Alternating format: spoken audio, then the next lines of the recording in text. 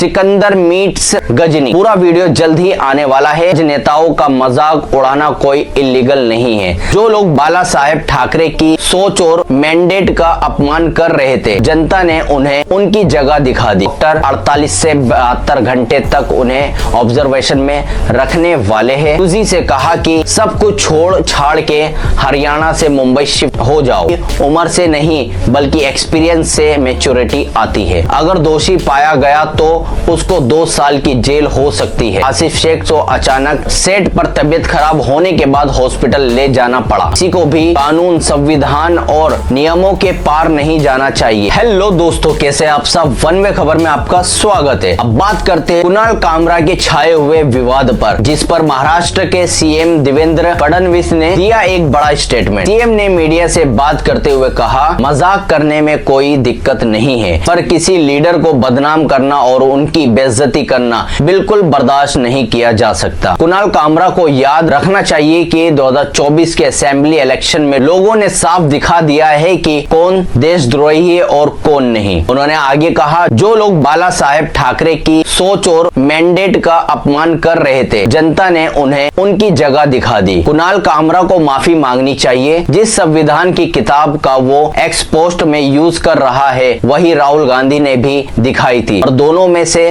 किसी ने भी संविधान पढ़ा नहीं है। इसके साथ ही महाराष्ट्र के डिप्टी सीएम अजीत पवार ने भी सीएम की बात को सपोर्ट करते हुए कहा, किसी को भी कानून, संविधान और नियमों के पार नहीं जाना चाहिए। अपने अधिकारों के अंदर रहकर बात करनी चाहिए। मतभेद हो सकती है, लेकिन इसमें पुलिस का हस्तक्षेप जरूरी नहीं होना चाहिए। अब बात करते हैं कैसे सुपर पॉपुलर एक्टर की, जो हर घर का फेवरेट है, आसिफ शेख। हाँ, वही आसिफ शेख जो विभूति नारायण मिश्रा का जबरदस्त रोल करते हैं। भाभी जी घर पर है में। और दोस्तों, एक शॉकिंग न्यूज ये है कि आसिफ शेख को अचानक सेट पर तबीयत खराब होने के बाद हॉस्पिटल ले जाना पड़ा। ये इंसिडेंट 24 मार्च को देहरादून में हुआ, जब भाभी जी घर पर है की शूटिंग चल रही थी। आसिफ शेख ने खुद बताया कि पैरों में अचानक से नमनेस आ गया। उनको व्हील चेयर पर मुंबई लाया गया और डॉक्टर ने उन्हें कंप्लीट बेड रेस्ट लेने को कहा है। आसिफ शेख ने कहा, मैं 18 को मुंबई आया और तब से सिर्फ रेस्ट कर रहा हूँ। अभी ट्रीटमेंट चल रहा है और लगभग 1 हफ्ते तक और आराम करना पड़ेगा। फिर उम्मीद है कि जल्दी कैमरे के सामने वापस आ जाऊंगा। अब बात करते हैं एक ऐसे चर्चित जोड़ी की, जिनकी सेपरेशन की न्यूज ने सबको शॉक कर दिया। चहल और धन्यश्री वर्मा। जब से इन दोनों के अलग होने की बातें सामने आई है, तब से लोग अलग अलग वजह सोच रहे हैं, पर लगता है कि सीजन जर्नलिस्ट विक्की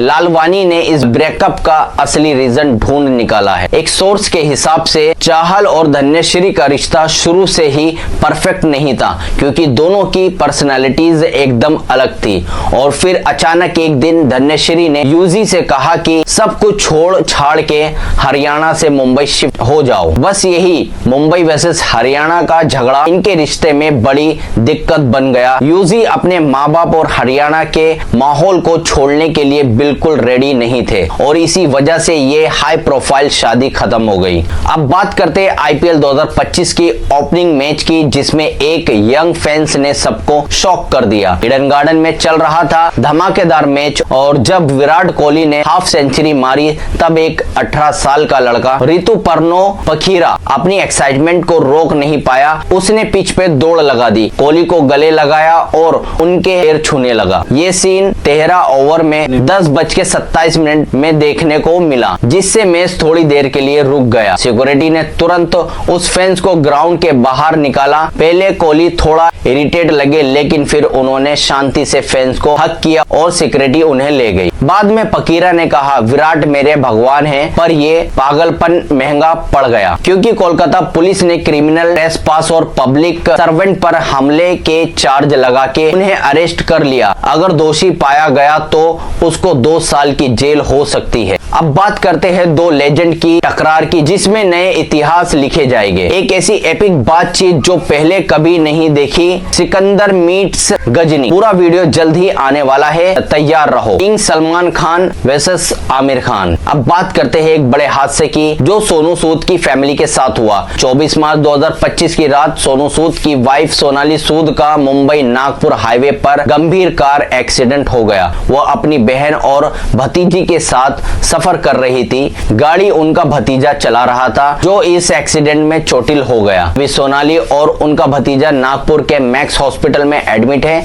जहां डॉक्टर 48 से 72 घंटे तक उन्हें ऑब्जर्वेशन में रखने वाले हैं। जैसे ही सोनू सूद को इस बात का पता चला, वो तुरंत हॉस्पिटल के लिए निकल गए। इस एक्सीडेंट में सोनाली को काफी चोट आई है, जबकि उनकी बहन थोड़ी सी चोटों के साथ बच गई। सोनू सूद के स्पोक पर्सन ने कंफर्म किया है कि सोनू अभी अपनी फैमिली के साथ है। अब बात करते हैं हार्दिक पांड्या और नताशा रिश्ते को लेकर एक बड़ी अपडेट। जुलाई 2024 में दोनों ने सोशल मीडिया पर एक जॉइंट स्टेटमेंट के थ्रू अपने अलग होने की बात पब्लिक कर दी थी। उस वक्त उन्होंने ये भी कहा था कि वो अपने बेटे अगस्त्या की को पेरेंटिंग करेंगे। अब एक नए इंटरव्यू में नताशा ने अपने बर्थडे सेलिब्रेशन को स्पेशल और मेमोरेबल बताया। उन्होंने कहा, पिछला साल काफी चैलेंजिंग था, मैंने बहुत कुछ सीखा और मुझे ये प्रोसेस पसंद है। मेरा मानना है कि उम्र से नहीं बल्कि एक्सपीरियंस से मैच्योरिटी आती है। और जब दोबारा प्यार मिलने की बात आई, नताशा ने कहा, नए साल में नए एक्सपीरियंस और नए अपॉर्चुनिटी के लिए ओपन हूँ और शायद प्यार के लिए भी। मुझे इससे कोई प्रॉब्लम नहीं। अब बात करते हैं एक बड़ी खबर की जो सैमसंग इलेक्ट्रॉनिक्स से आ रही है। सैमसंग इलेक्ट्रॉनिक के को सीईओ जोंग ही का ट्यूसडे को कार्डिक अरेस्ट की वजह से देहांत हो गया। ये जानकारी साउथ कोरियन कंपनी के एक स्पोक पर्सन ने दी। की उम्र 63 साल की थी। 1962 में पैदा हुए 2022 के सैमसंग के कंज्यूमर इलेक्ट्रॉनिक और मोबाइल डिवाइस बिजनेस को लीड कर रहे थे। इसी साल उन्हें सैमसंग इलेक्ट्रॉनिक का वाइस चेयरमैन और को सीईओ भी बनाया गया था। बात करते हैं कुणाल कामरा के एक और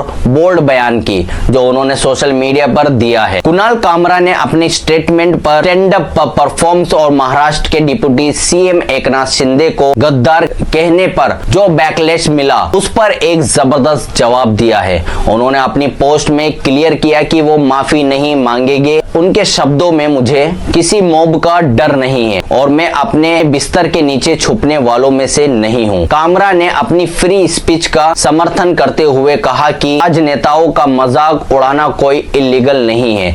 साथ ही उन्होंने हैबिटेट सेंटर पर फोड़ की निंदा की। उन्होंने कहा है कि एक इंटरटेनमेंट वेन्यू बस एक प्लेटफॉर्म है, किसी पॉलिटिकल पार्टी का उस पर कंट्रोल नहीं हो सकता है। कामरा ने यह भी बताया कि ट्रोल ने उनका फोन नंबर लीक कर दिया है, लेकिन जो लोग कॉल कर रहे हैं उनको वही गाना सुनने को मिल रहा है जिससे ये पूरा मुद्दा शुरू हुआ। आखिर में कामरा ने कहा कि वो कानूनी कार्रवाई में पूरा साथ देने को तैयार है, लेकिन सवाल यही उठता है कि तोड़फोड़ करने वालों पर वही कानून लागू होगा या नहीं। तो गाइस, वीडियो अगर अच्छी लगी हो तो लाइक, शेयर और सब्सक्राइब करके जरूर जाना। मिलते हैं नेक्स्ट वीडियो में।